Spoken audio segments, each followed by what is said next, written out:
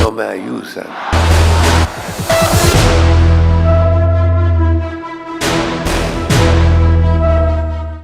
नमस्कार, स्वागत आप सभी का ग्लोबल अड्डा आप देख रहे हैं और मैं हूं आपके साथ पुनीत मिश्रा। ईरान का अपडेट लेकर मैं हाजिर हूं। तो सबसे पहले ईरान का अपडेट यह है कि शुक्रिया कह रहे हैं ईरान के supreme leader Ayatollah Ali Khamenei. किसे शुक्रिया कह रहे हैं? अपने मुल्क की आवाम को। ईरानी मुल्क के लोगों ने 11 फरवरी यानी इस्लामी क्रांति की सालगिरह के जुलूस में बहुत बड़ी तादाद में हिस्सा लिया। ये शानदार था, अद्भुत प्रदर्शन था और ये दिखाता है कि ईरान की कौम कितनी मजबूत, एकजुट और जागरूक है। दुश्मन चाहे जितनी कोशिश कर ले, वे हमारे मुल्क और हमारी क्रांति को नुकसान नहीं पहुंचा सकते। अल्लाह ने इस मुल्क और इस कौम को बड़ा इनाम दिया है। ईरान की जनता ने एक बार फिर साबित कर दिया कि वो दुश्मनों के सामने कभी झुकने वाली नहीं है। ये उन्होंने जो पोस्ट किया है, ये इसलिए किया है क्योंकि 11 फरवरी को ईरान के लोगों ने जो एकता दिखाई थी और जिस तरीके से बाल का पुतला जलाया था, वो बता रहा है कि ईरान की आवाम जो है मुल्क के लिए एक साथ कितनी खड़ी है। फिर चाहे वो प्रदर्शन बीते दिनों हुआ हो, जो कि प्रायोजित बताया जाता है कि अमेरिका की तरफ से प्रायोजित था, लेकिन इस बीच अपडेट क्या है? अपडेट यह है कि ईरान और अमेरिका के बीच जो टेंशन बनी हुई थी अभी भी अपने पीक पर बनी हुई है। और कैसे बनी हुई है, क्या अपडेट्स हैं, वो मैं आपको बता रहा हूं। तो मुख्य रूप से परमाणु कार्यक्रम को लेकर बातचीत चल रही जो है, इसके बीच सैन्य तैयारियां और तेज हुई।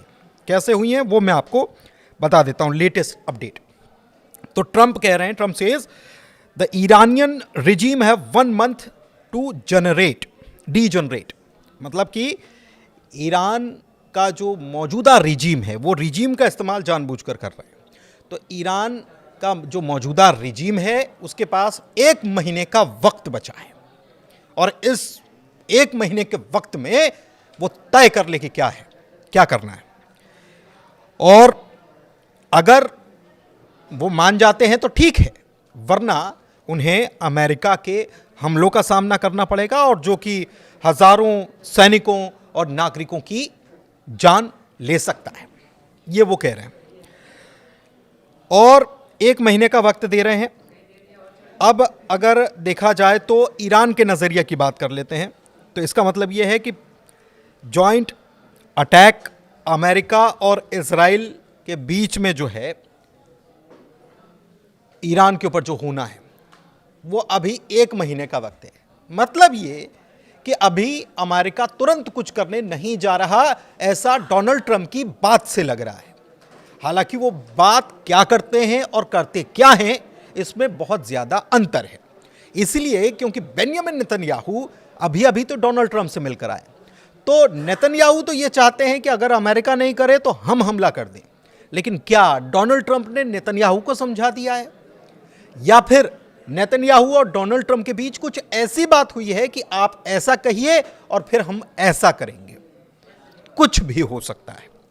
अच्छा, इस बीच अमेरिका ने दूसरा एयरक्राफ्ट कैरियर भेज दिया है और ये एयरक्राफ्ट कैरियर जो है, एक तो पहले से अब्राहम लिंकन मौजूद है, लेकिन ये दूसरा एयरक्राफ्ट कैरियर जो है, ये सबसे बड़ा, दुनिया का सबसे बड़ा एयरक्राफ्ट कैरियर कहा जाता है, जिसको कहा जाता है गेराल्ड आर फोर्ड। ये अमेरिका का सबसे बड़ा एयरक्राफ्ट कैरियर है और इसको मिडिल ईस्ट में डिप्लॉय करने की तैयारी हो रही है। अब्राहम लिंकन के साथ मिलकर 2 कैरियर स्ट्राइक ग्रुप्स की मौजूदगी को मिडिल ईस्ट में बढ़ाने का यह काम करेगा और दबाव बनाने की कोशिश है ताकि डील जल्दी हो जाए, यही ट्रंप चाहते। लेकिन डील अटकी कहां है? ईरान की तरफ से तो बहुत अच्छे मैसेज दिए जा रहे हैं, ग्रीन सिग्नल भी दे दिया गया है कि आइए परमाणु कार्यक्रम पर बातचीत कर लेते हैं। आप कहते हैं तो हम उसको खत्म करने के लिए भी तैयार हैं, लेकिन हां, हम परमाणु ऊर्जा का इस्तेमाल करते रहेंगे अपने हितों के लिए, खेती के लिए, दवाइयों के लिए और दूसरी जरूरतों के लिए, ऊर्जा के लिए। तो ये एक चीज है कि 48 घंटे के भीतर ये मिडिल ईस्ट में पहुंच सकता है। तो एक तरफ 1 महीने वाली बात, जो कि लोगों को, आकलन करने वाले लोग क्या कहेंगे कि 1 महीने का वक्त दे रहे हैं ट्रंप, 1 महीने तक बातचीत चलेगी। लेकिन दूसरी तरफ 48 घंटे में इसके पहुंचाने का मतलब क्या है? वो भी तब जब गेराल्ड आर फोर्ड में कुछ तकनीकी समस्या थी, ऐसा कहा जाता है, और उस पर काम चल रहा था, लेकिन उसे रवाना कर दिया गया। ट्रंप की धमकियां जारी हैं। ट्रंप कह रहे हैं कि अगर ईरान जल्द ही न्यूक्लियर डील नहीं करता तो ट्रॉमेटिक या गंभीर परिणाम उसे भुगतने पड़ सकते हैं और वेनेजुएला जैसे हालात हो जाएंगे। अब आप सोचिए कि वेनेजुएला और ईरान की तुलना करना क्या ठीक है, या अमेरिका ऐसा करके क्या खुद ही अपनी बातों से इंसाफ कर रहा है? ईरान पर हमला करना होता तो क्या अमेरिका पहले नहीं कर सकता था? वेनेजुएला पर भी तो रातों रात हो गया। लेकिन ईरान को भले ही यह धमकी दी जा रही हो कि आपका अंजाम वेनेजुएला जैसा हो सकता है, लेकिन हकीकत यह है कि ईरान की ताकत को अमेरिका जान चुका है, समझ चुका है, और उसकी बैलिस्टिक मिसाइल प्रोग्राम जो है उसकी आंखों में चुभ रहे हैं। और इसी वजह से जहां 6 महीने पहले बात परमाणु प्रोग्राम को लेकर हो रही थी और मुद्दा परमाणु प्रोग्राम था, अब 6 महीने बाद नई चीजें उसमें ऐड ऑन कर दी गई, जोड़ दी गई। उसमें एक मिसाइल प्रोग्राम है, बैलिस्टिक मिसाइल का प्रोग्राम। आप अपनी लिमिट सीमित कर दो, 1000 नहीं, 2000 नहीं, आपको 300 किलोमीटर करनी पड़ेगी। अब यह हद है कि दुश्मन कौन कहां बैठा है यह हम तय करेंगे कि आप तय करेंगे, लेकिन यही मांग हो रही है। अच्छा, दूसरी तरफ यह कहा जा रहा है कि प्रॉक्सीज जो हैं आप उनको समर्थन करना बंद कर दीजिए। ईरान कह रहा है वो हमारे दोस्त हैं, वो हमको सहयोग करते हैं, वो हमारा समर्थन करते हैं, तो प्रॉक्सीज कैसे हो गए? अमेरिका कह रहा है कि आप उनको फंडिंग करते हैं। अच्छा, ईरान की तरफ से तैयारी क्या है? सैटेलाइट इमेज से यह पता चला है कि ईरान इस्फहान और उसकी जो दूसरी न्यूक्लियर फैसिलिटीज हैं उसके पास अंडरग्राउंड कॉम्प्लेक्स को और मजबूत करने में जुटा हुआ है। टनल्स को सील किया जा रहा है। ईरान ने बैलिस्टिक मिसाइल प्रोग्राम को नॉन नेगोशिएबल बता दिया है, इस पर बातचीत नहीं करेंगे। ईरान ने कह दिया इस पर बातचीत नहीं करेंगे, न्यूक्लियर मुद्दे पर बातचीत करेंगे। आइए बैठिए, बात करते हैं। पहली बैठक हो चुकी है, उसमें ज्यादा कुछ निकला नहीं, लेकिन फिर भी दोनों तरफ से पॉजिटिव साइन निकलकर सामने आए। यह बात अलग है कि उसके बाद तैयारी देखने को मिली युद्ध की। एयरक्राफ्ट कैरियर आगे पीछे हो रहे हैं, दूसरा भी भेजने की तैयारी, सबसे बड़ा जंगी जहाज। तो यह प्रेशर बनाने की कोशिश की जा रही है। ईरान कह रहा है कि न्यूक्लियर पर बात करने को तैयार है, मिसाइल या प्रॉक्सी ग्रुप पर नहीं। तो बातचीत के हालात क्या हैं, स्थिति क्या है, अपडेट्स क्या है, ये बता देते हैं। फरवरी में ओमान में बैठक शुरू हुई, इनडायरेक्ट टॉक्स हुई थी, सीधे सीधे आमने सामने बातचीत हुई नहीं। दोनों तरफ से इसे गुड स्टार्ट कहा गया, बहुत अच्छी शुरुआत हुई है। दूसरा राउंड होने की संभावना है, कब होगा पता नहीं। स्टक पॉइंट्स क्या है, मतलब जहां अड़चने हैं। ईरान सैंक्शन हटाने की मांग कर रहा है, अमेरिका मिसाइल प्रोग्राम को भी इसमें क्लब करना चाहता है। ईरान ने कहा है कि अगर न्यूक्लियर पर कामयाबी मिली तो फिर हम दूसरे मुद्दों पर आगे बातचीत करेंगे। मतलब यह कि पहले एक मुद्दे पर बातचीत कर लीजिए और हम जो राजी हैं हमारी बात को सुनिए, समझिए और यह मानिए, ये जानिए कि ईरान एक मुल्क है, कोई ऐरा गहरा नत्थुखेरा नहीं है कि आप कह देंगे कि न्यूक्लियर पावर का इस्तेमाल नहीं करोगे आप और हम बंद कर देंगे। तो ईरान एक खुददार मुल्क है, अपनी ताकत को भी जानता, अपनी ज़रूरतों को भी समझता, और उन ज़रूरतों को पूरा करने के लिए अगर न्यूक्लियर एनर्जी का इस्तेमाल उसे करना है तो उसको करना है। अब आप कहें कि हम बिल्कुल खाली करते हैं, वो नहीं होगा, ये ईरान का कहना है। हाँ, ईरान कह रहा है कि आइए बैठकर बातचीत करते हैं, कुछ हल निकालेंगे और उसके बाद दूसरे मुद्दों पर भी बात करेंगे, लेकिन पहले कुछ तो हो।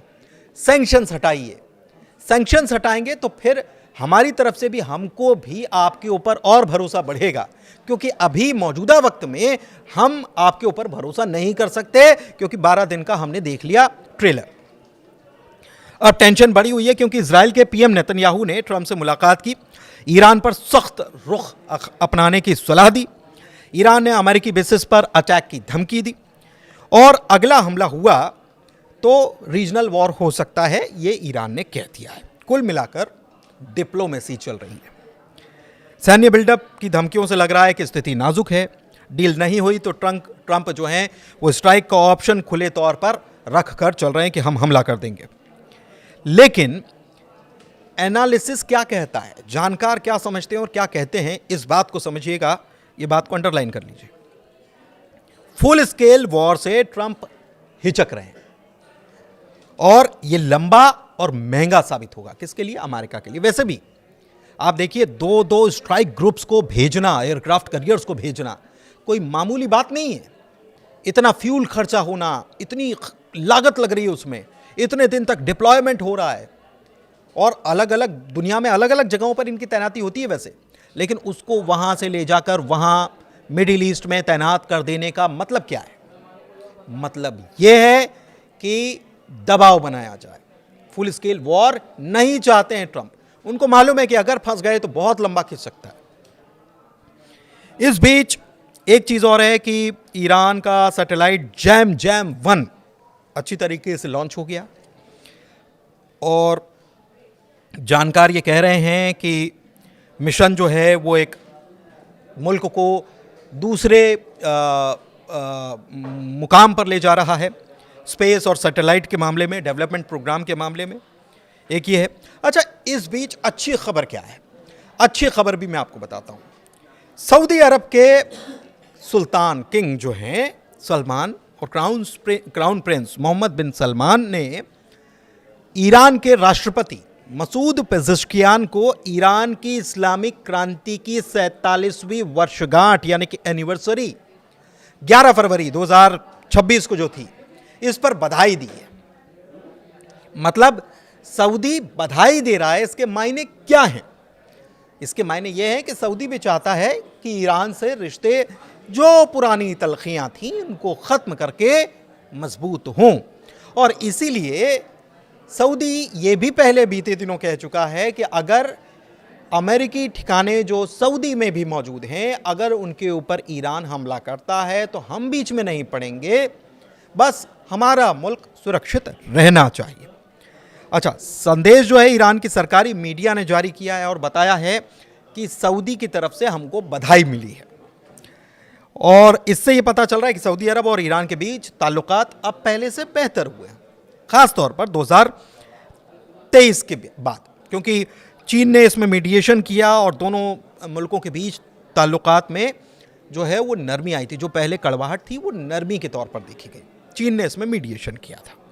इसके बाद 2024 की बात करें तो दोनों ब्रिक्स के हिस्सा भी बन गए, तो अब एक प्रकार से भाई भाई पड़ोसी भी हैं, और बधाई संदेश जो है दोनों देशों के बीच बढ़ती दोस्ती और क्षेत्रीय सहयोग की तरफ इशारा कर रहा है। और बाकी आप खुद समझदार हैं कि खबर क्या कहती है। फिलहाल आज ग्लोबल अड्डा में इतना ही। खबर कैसी लगी ज़रूर बताइएगा। ग्लोबल अड्डा को प्यार देते रहिए। बहुत शुक्रिया।